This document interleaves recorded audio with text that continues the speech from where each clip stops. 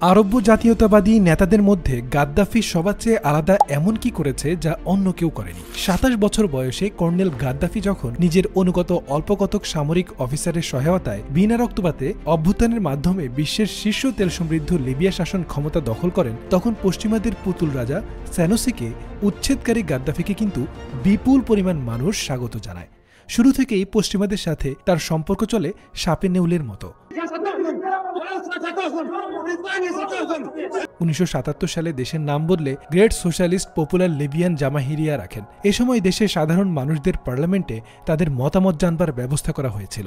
এ সময় তিনি সাম্রাজ্যবাদ বিরোধী ঐক্যবদ্ধ প্যান আরব গড়ে তোলার পরিকল্পনা গ্রহণ করেন এবং দেশের বৃহত্তম প্রতিষ্ঠানগুলোকে সরকারের নিয়ন্ত্রণে রেখে ছোট প্রতিষ্ঠানগুলোকে ব্যক্তি মালিকানায় রাখার অনুমতি দেন। তার চেতনার মূলে ছিল সাম্রাজ্যবাদের বিরোধিতা। তিনি ছিলেন শতভাগ আরব জাতীয়তাবাদী, দেশপ্রেমিক ও একঘয়ে। তার আমলেই শিক্ষিত নাগরিকের হার ২৫% থেকে ৮৩% হয়েছিল। দেশের মানুষ বিনামূল্যে শিক্ষা, বিদ্যুৎ সুবিধা ও বিনা সুদে ঋণ পেত। দেশের সকল নাগরিকের বাসস্থানের ব্যবস্থা না হওয়ায় গাদ্দাফির বাবা মাকেও তাঁবুতে জীবন কাটিয়ে যেতে হয়েছিল বলে তিনি গরিব নাগরিকের জন্য সরকারিভাবে বাসভবন করে দিতেন।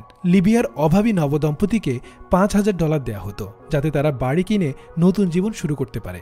বিনামূল্যে চিকিৎসা এবং কৃষি খামারিদের সরকারের তরফ থেকে ভূমি ও বীজ সহ যাবতীয় উপকরণ দেওয়া হতো। চিকিৎসা বা শিক্ষাক্ষেত্রে দেশের কোনো নাগরিককে বিদেশে যেতে হলে অনেক সময় সরকার ব্যয়ভার বহন করত। এবং সবচেয়ে বড় ব্যাপার, যেটা অন্যান্য নেতাদের থেকে গাদ্দাফিকে আলাদা করেছে, তা হল লিবিয়ার তেল বিক্রির একটা অংশ প্রত্যেক নাগরিকের একটা ব্যাংক নাম্বারে সরাসরি জমা হতো।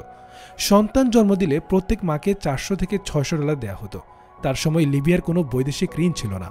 মূলত বহু গোত্রে বিভক্ত ও সদা নিজেদের মধ্যে দ্বন্দ্ব সংঘাতে লিপ্ত একটি দরিদ্র পীড়িত জাতিকে তিনি তেল সম্পদ আবিষ্কারের পর যত দ্রুত একটি উন্নত রাষ্ট্রে রূপান্তরিত করেছিলেন, তা সত্যি বিগত ৫০ বছরের ইতিহাসে আর কোনো নেতা দেখাতে পারেনি।